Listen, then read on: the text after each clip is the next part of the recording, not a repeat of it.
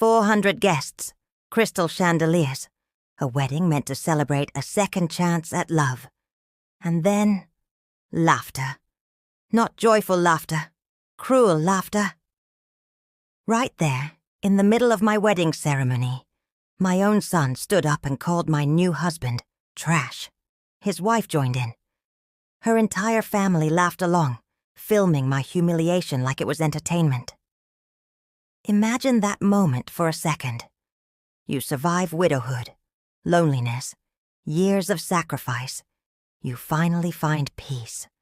And the people who should protect you tear it apart in front of everyone. I thought that was the worst moment of my life. I was wrong. Because what happened next didn't just silence the room. It exposed greed, entitlement, and a truth no one saw coming. My husband leaned in and whispered something that changed everything. "Honey, I'm a billionaire." And from that moment on, every laugh, every insult, every choice was about to come back to haunt them. The room looked like something pulled straight from a glossy wedding magazine. Ivory velvet chairs filled the ballroom in perfect rows. Crystal chandeliers glowed softly overhead, and the air smelled faintly of fresh roses and polished marble.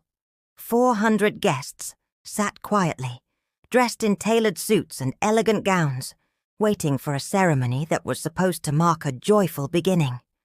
For me, standing at the altar at 61 years old, it felt like a miracle. After years of widowhood, loneliness, and nights spent wondering if love had quietly passed me by, I was finally here again. I had spent my life savings on this day, not for luxury, but for meaning. I wanted it to be perfect, not because I needed approval, but because I needed closure. I needed proof that life could still give something beautiful after taking so much away. And beside me stood Eli, calm, composed, dressed simply, his hands rough from honest work, his presence steady in a way that felt rare and grounding. He didn't sparkle like the room around us, but when he looked at me, the noise of the world disappeared. That alone felt like enough. But then came the sound that didn't belong. A laugh, sharp, deliberate, and cruel, cutting through the quiet like broken glass. It came from the third row, from the section where my son sat. At first, I told myself it was nothing, a nervous reaction, a misunderstanding. But then it happened again. Whispers followed, snickers, the kind of laughter that isn't shared joy, but shared judgment. I didn't want to turn my head, but I could feel it. The weight of eyes, the shift in the room. My daughter-in-law leaned toward her family, her lips curling into a smile that wasn't even trying to be polite. Someone muttered something about my husband's suit. Another voice joked about thrift stores.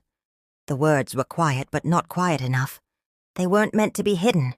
They were meant to sting.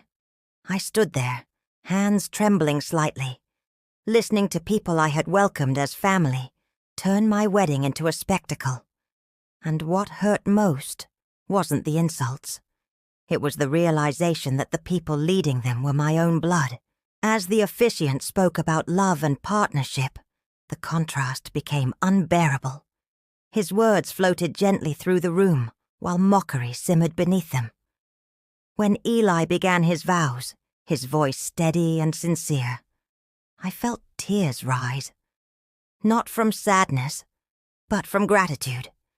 He spoke about loyalty, about choosing each other every day, about building happiness even without wealth. It should have been a moment of silence, of respect. Instead, a loud, exaggerated laugh echoed across the ballroom. My son stood up, champagne glass in hand, confidence fueled by entitlement and alcohol. He didn't hesitate. He didn't look embarrassed. He looked amused. He questioned my choice openly, called my husband a nobody, suggested I had embarrassed myself. And when my daughter-in-law joined in, when her family laughed along, phones lifted to record the moment, something inside me cracked. Not loudly, not dramatically, quietly, like a final thread snapping. Because humiliation when it comes from strangers hurts. But when it comes from your child, it changes you. That was the moment the wedding stopped being a celebration and became a trial. 400 people watched as my private pain turned public. I saw faces shift, some shocked, some uncomfortable, some silently judging.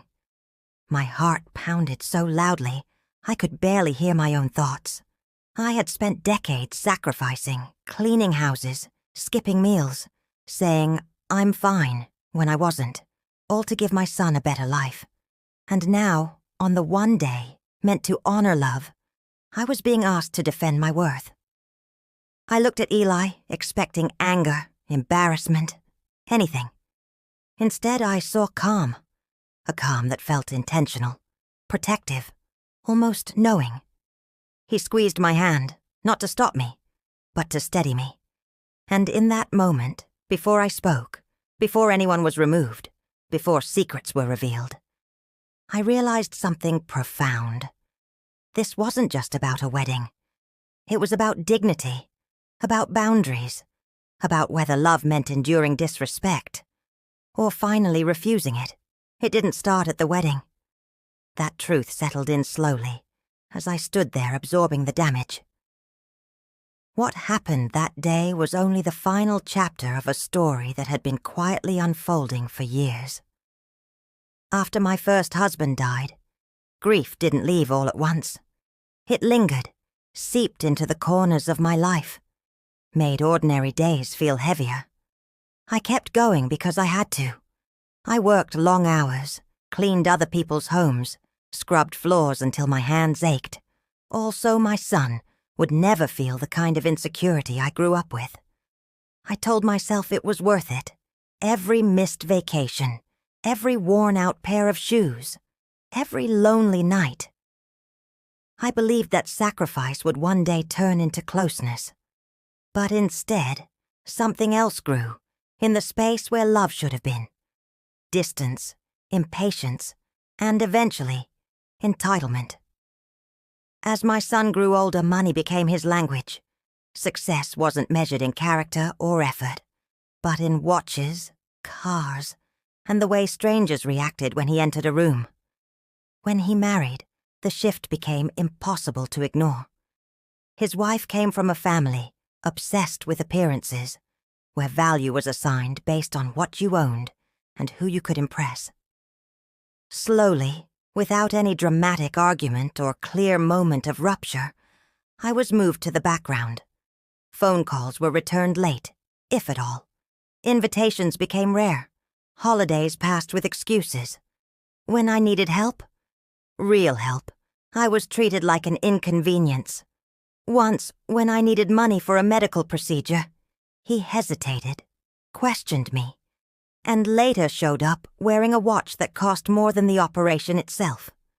Another time, when my house needed urgent repairs, he made me sign paperwork like I was a stranger asking for a loan. Each moment alone felt small. Together they told a story I didn't want to read. Loneliness does strange things to a person. It makes you question your worth. It makes you excuse behavior you would never tolerate from anyone else.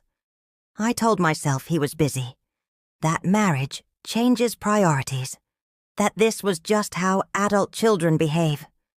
But deep down, I knew something was wrong. Love shouldn't feel transactional. Respect shouldn't disappear when it's inconvenient. And yet, when Eli entered my life, kind, attentive, present, my son didn't see happiness. He saw a threat, not to my safety, not to my heart, but to control, to inheritance, to the idea that I was still supposed to revolve around his needs, even in my 60s. My joy disrupted a hierarchy he was comfortable with, and he resented it. Standing at that altar, I finally understood why his laughter cut so deeply. It wasn't spontaneous cruelty.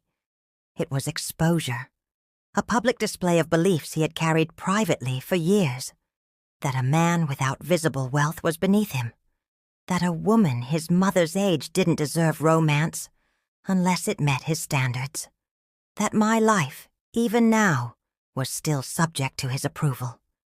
And in that realization, something painful but necessary took shape. The son I raised was no longer the son standing before me. Somewhere along the way, values had been replaced with vanity, and love had been overshadowed by greed. The wedding didn't create that truth. It simply revealed it. There's a particular kind of silence that settles over a room when something goes terribly wrong. It's not peaceful. It's heavy, almost suffocating. After my son's words echoed through the ballroom, that silence wrapped itself around everyone. 400 guests sat frozen, unsure whether to look at me, at him, or anywhere else. I could hear my own breathing, feel my pulse in my ears. My mouth opened, but no words came out at first. It's strange how humiliation works. Time stretches. Seconds feel like minutes. And in that suspended moment, I realized I wasn't just being insulted. I was being erased, reduced to a foolish old woman who had failed to know her place. My wedding, my love, my happiness, all dismissed with a laugh. My daughter-in-law didn't hesitate to take advantage of that moment. She stepped forward with the confidence of someone who had never been told no. Her voice was sharp, theatrical, perfectly designed to entertain the people behind her. She questioned my judgment, mocked my age, and dismissed my husband as if he were an object found on the street. Her family responded exactly as she expected. Laughter, whispers, phones raised high. They weren't just witnesses anymore. They were participants. What hurt most wasn't the cruelty itself, but how easily it came to them, how natural it felt, like they had been waiting for permission to say these things out loud. And now, standing in a room I paid for, surrounded by people I invited, I felt smaller than I had in years. I tried to speak. I really did. I asked them to stop. I asked for respect. My voice shook, not because I was weak, but because I was holding back decades of swallowed words. My son interrupted me, dismissing my feelings as drama, as embarrassment. He accused my husband of wanting my money, irony hanging thick in the air, and painted himself as the concerned protector. The audacity of it was almost surreal.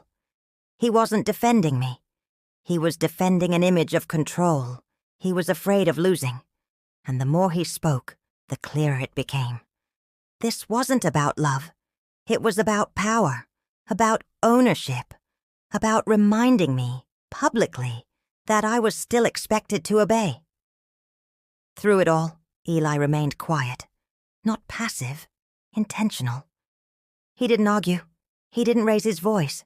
He didn't try to rescue me from the moment. Instead, he stood steady beside me, offering something far more powerful than words. Space. Space to speak. Space to choose. Space to finally stop shrinking. And as I looked around that ballroom, at the smirks, the phones, the people enjoying my pain, something inside me shifted. The embarrassment faded, replaced by clarity. This wasn't a misunderstanding.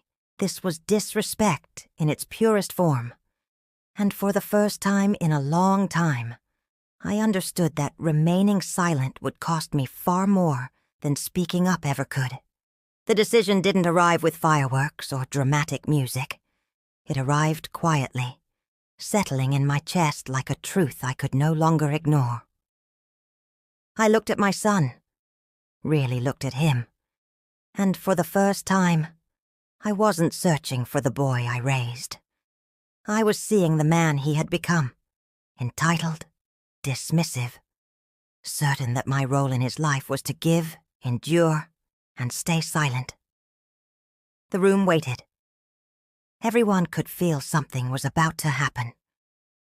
My daughter-in-law crossed her arms, already confident in her victory. Her family leaned forward, eager for the next humiliating moment.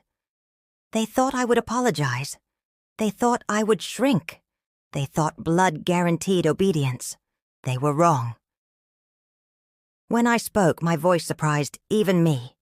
It was steady, clear, not loud, but firm in a way that demanded attention. I didn't insult them. I didn't raise my voice. I simply told the truth. I reminded my son of the years I worked, the sacrifices I made, the times I needed him and he chose convenience instead. I spoke of loneliness, of birthdays spent alone, of calls unanswered. I said his cruelty today was not sudden. It was familiar. The murmurs in the room shifted. Faces changed. People began to understand that this wasn't a dramatic outburst from an emotional mother. This was a reckoning, long overdue. My son tried to interrupt, but for once I didn't let him. I had spent years being polite. That time was over. Then came the line that changed everything.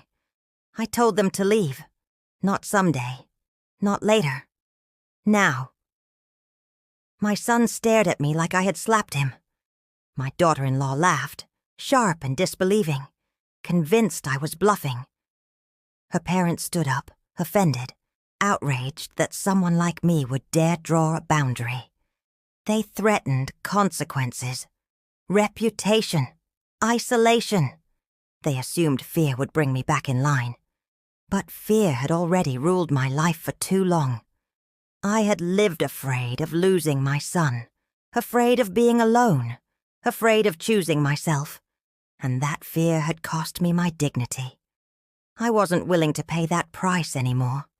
Security approached, chairs scraped, whispers turned into stunned silence as my son and his family were escorted out, still shouting, still convinced I would regret it. The doors closed behind them with a sound that felt final, not just for the wedding, but for a chapter of my life. I stood there shaking, not from weakness, but from release. I had just done the unthinkable. I had chosen self-respect over blood. And as painful as it was, as terrifying as the uncertainty felt, I knew something irreversible had happened. I had stopped begging to be loved. And once that happens, nothing ever goes back to the way it was. The ballroom felt different after they were gone. The noise had drained out of it, leaving behind a strange stillness. Not awkward, but expectant. I stood there trembling, suddenly aware of everything I had just lost, and everything I might have gained. My makeup was ruined. My hands were cold. The wedding I had planned for months had been torn apart in less than an hour.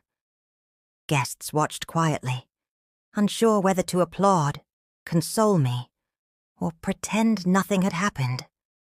And in the middle of all that uncertainty, I felt Eli's arms wrap around me. It wasn't dramatic. It wasn't rushed. It was steady, grounding, like he was anchoring me to the present moment. I whispered apologies into his chest, that I had ruined our day, that my family was broken, that none of this was what he signed up for. He didn't let me finish. He just held me tighter and told me something I wasn't ready to hear yet. You did the bravest thing possible. Then he pulled back slightly and looked at me. Not with pity, not with anger, but with a depth that made my chest tighten. There was something in his expression I hadn't seen before. A quiet resolve. He took a breath as if choosing his words carefully, and said softly, "Ellie, there's something you need to know." My heart dropped. After everything that had just happened, I couldn't imagine another revelation. My mind raced through worst-case scenarios. Another betrayal, another secret, another disappointment. I nodded, bracing myself. And then he said it, calmly, almost casually, as if he were telling me the weather. "I'm a billionaire." The words didn't land all at once. They hovered in the air. Unreal. I stared at him, waiting for the punchline. None came. He repeated it gently, and suddenly my knees felt weak. If my best friend hadn't been beside me, I might have collapsed. Nothing made sense. The modest apartment, the old car, the simple clothes, the way he insisted on splitting checks or cooking at home. I asked question after question, my voice barely holding together, and patiently, quietly, he explained. After losing his first wife, he had seen how money poisoned relationships, how people changed, how affection became transactional, how every interaction carried an expectation. He chose simplicity, not because he lacked wealth, but because he wanted truth. He wanted to be loved without conditions. And he told me something that hit deeper than the money ever could. He had been watching how people treated him when they thought he had nothing, especially my son, especially my family. This wasn't a test for me. It was a mirror held up to everyone else.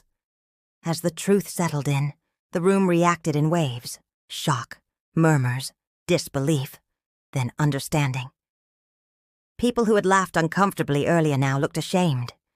Others nodded quietly, connecting dots they hadn't questioned before. I realized then that my son hadn't just humiliated an ordinary man. He had revealed his values without knowing it. And the irony was almost unbearable. The man he dismissed as worthless was everything he admired on paper, and nothing he respected in practice. Eli took my hands and told me the money didn't change who he was, and it wouldn't change who I was either, unless I let it. What mattered was the choice I had already made before knowing the truth. I had defended love. I had defended dignity. And in that moment, I understood something clearly for the first time. Real wealth had already shown itself long before the numbers ever did. Once the truth was spoken aloud, everything that had happened earlier in the day began to rearrange itself in my mind. The laughter, the insults, the confidence with which my son had judged a man he believed was poor.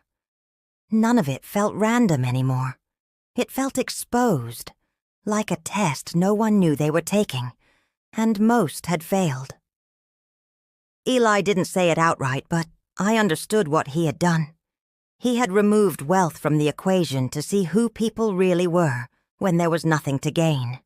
And in doing so, he had shown me something I might never have allowed myself to see otherwise. The cruelty I endured at my wedding wasn't an accident. It was honesty without filters, the kind that only appears when people believe there will be no consequences. Eli explained his life quietly, without pride or performance. He spoke about decades of work, smart risks, patience, and loss. About building companies and selling them. About real estate investments that paid off slowly, brick by brick. But every achievement was followed by a story of disappointment. Friendships that vanished once money entered the room. Relatives who appeared only when they needed something. Women who admired the lifestyle but never the man. After his first wife died, he made a decision that most people would never understand. To live smaller, not bigger. To test sincerity instead of attracting it. Listening to him, I felt a strange mix of admiration and sadness. Wealth hadn't protected him from grief. It had only complicated love. What struck me most was what he said about my son. He hadn't interfered when the insults began. Not because he didn't care, but because he wanted me to choose freely, without influence. He wanted me to see the truth before comfort clouded it. And that realization hurt in ways I hadn't expected. My son had shown me who he was when he thought nothing was at stake. He hadn't been concerned about my happiness. He hadn't worried about my safety. He had worried about status, appearances, and control. Money didn't corrupt him in that moment. It simply revealed him. And that was far more painful than losing the illusion of family unity. As the evening continued, applause slowly replaced shock, not celebration. Recognition. Guests approached me quietly, offering support, telling me I had done the right thing. Some admitted they had noticed the disrespect long before the wedding, but never spoke up. That night, surrounded by people who stayed not out of obligation but out of care, I realized how rare that kind of loyalty truly is. Wealth didn't buy it. Power didn't demand it. It came from integrity. And in a strange, unexpected way, the humiliation that nearly broke me had also set me free. I had lost illusions, but I had gained clarity. And clarity, I was learning, is priceless. The days after the wedding passed in a strange blur. On the surface, everything looked peaceful. Congratulations poured in. Messages of support arrived from people I hadn't heard from in years. And the shock of the revelation slowly faded into routine. But beneath that calm, something darker was moving. It didn't take long. Greed is never patient. Within days, my son's silence broke. Not with an apology, not with remorse, but with desperation disguised as concern. Calls went unanswered, messages multiplied, each one carefully worded, each one circling the same point, without ever naming it directly. He said he wanted to talk as a family, that he regretted the misunderstanding, that things had gotten out of hand. But never once did he say he was sorry for what he had done. And that absence spoke louder than anything else. Eli showed me the messages one evening, laying his phone on the table between us. The tone shifted quickly as the days went on. Polite words turned urgent, requests turned into expectations. My son asked for meetings with Eli, not with me. He proposed business opportunities. He spoke of mutual benefit, of responsibility, of family loyalty, as if blood were a currency that could now be cashed in. When that didn't work, the truth surfaced. Debts, bad investments, loans taken to maintain an image he couldn't afford. The life he had built was collapsing under its own weight, and he believed my marriage was the solution. Not my happiness, not reconciliation, a bailout. What hurt most wasn't the money. It was the realization that I was still being used as leverage. My name appeared in his messages like a bargaining chip. Your wife's son, her grandchildren, family obligations. He wasn't asking to repair what he had broken. He was asking to avoid consequences. And when Eli gently pointed out that apology should come before assistance, the tone changed again. Subtle threats replaced politeness. Guilt became a weapon. The implication was clear. If help didn't come, blame would follow. And in that moment, I finally saw the pattern clearly. Every time my son faced hardship, he reached for someone else to absorb the impact. This time, I refused. Sitting there, reading those words, I felt grief. Not for the money he wanted, but for the son I thought I had. I understood then that wealth doesn't create greed. It attracts it. And the moment people believe you have something they can take, their true intentions surface. Eli never pushed me. He never suggested cutting my son off forever. He simply asked one question that changed everything. If I give him this now, will it teach him anything, or only confirm what he already believes? I didn't answer right away. But deep down, I already knew. Love that rescues without boundaries isn't love.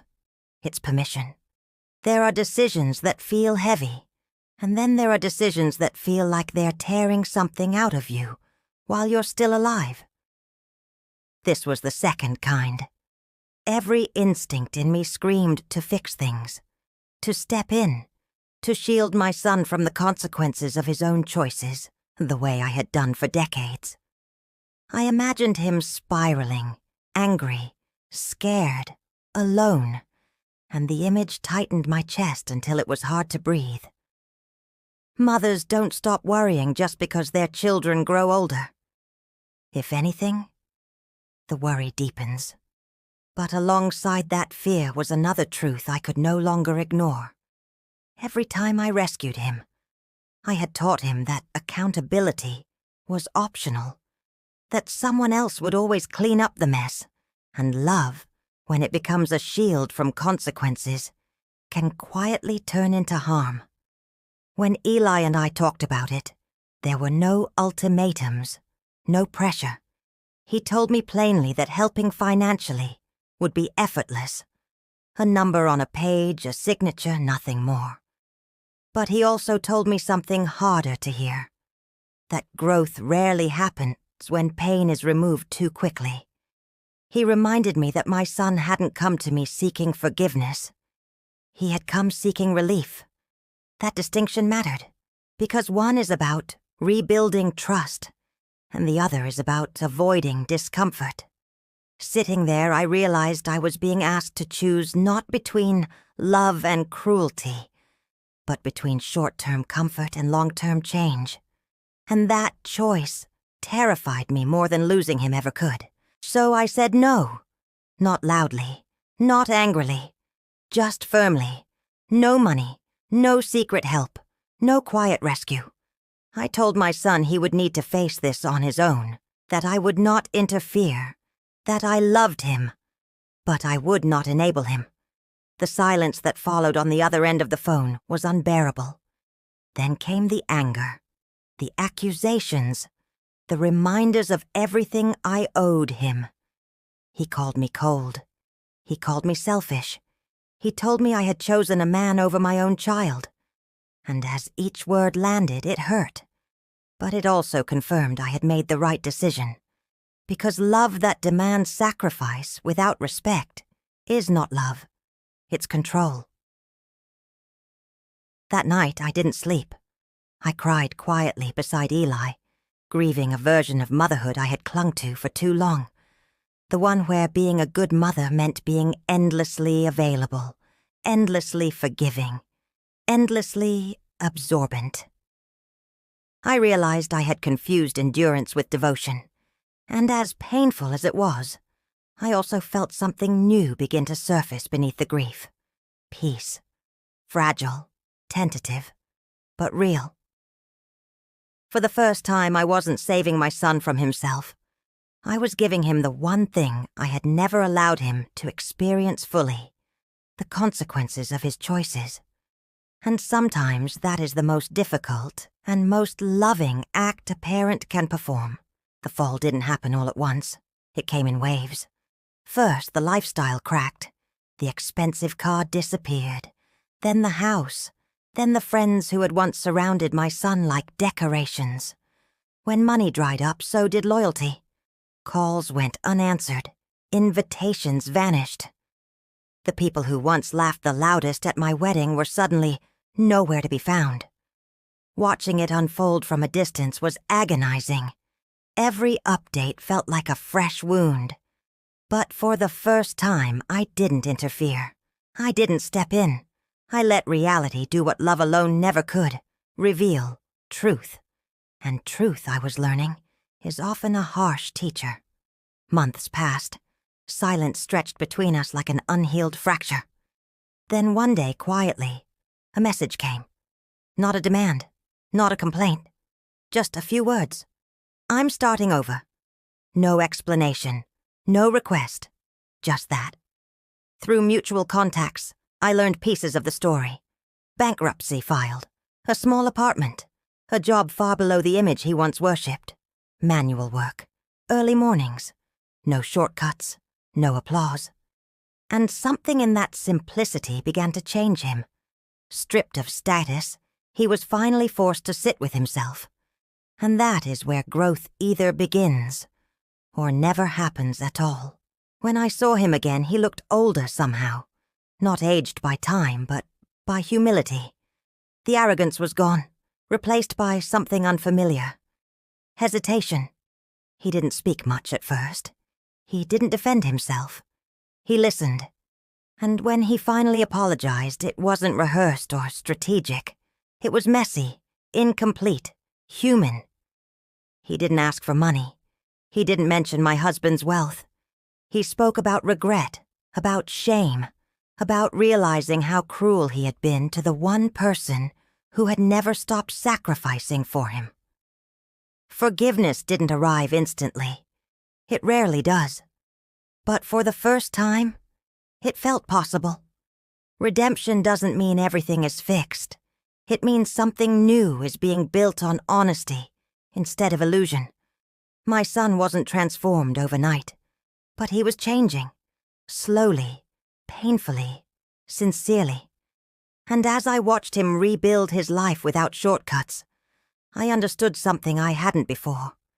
Consequences didn't destroy him. They saved him. By stepping back, by choosing dignity over rescue, I had given him the space to become someone better. And that realization didn't erase the pain, but it gave it meaning. Life didn't turn into a fairy tale after that. It became quieter, more intentional. Mornings filled with sunlight instead of anxiety. Conversations that felt honest instead of transactional. Eli and I built a life that looked nothing like what people imagine when they hear the word wealth. Yes, there was comfort, security, and freedom. But those were side effects, not the foundation. The foundation was respect, partnership, the relief of being loved without conditions. And in that calm, I finally understood how exhausting my old life had been. How much energy I had spent trying to earn affection that should have been freely given. Wealth didn't heal me. Boundaries did. My relationship with my son didn't return to what it once was. And maybe that was a good thing. It became something new, slower, cautious, honest. There were no dramatic reunions, no sudden declarations. Just small moments of accountability, consistency, effort. He learned painfully that love isn't proven by what you can take, but by what you're willing to give back. Watching him rebuild his life without shortcuts taught me something powerful. Rescuing someone robs them of growth.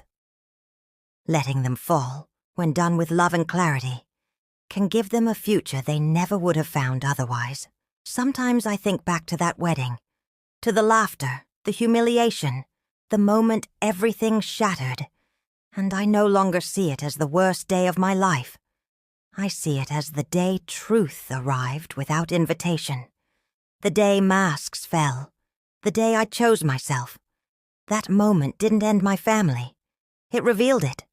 It showed me who stood beside me when there was nothing to gain. And those people, those relationships, became my real inheritance. Not money, not status, but integrity. If there's one thing this story taught me, it's this. Real wealth isn't measured in bank accounts or properties. It's measured in dignity, in the courage to walk away from disrespect, and in the strength to choose growth over comfort. Sometimes the most loving thing you can do is say no. Sometimes the bravest thing you can do is stand alone. And sometimes, losing everything you thought you needed is exactly how you discover what truly matters.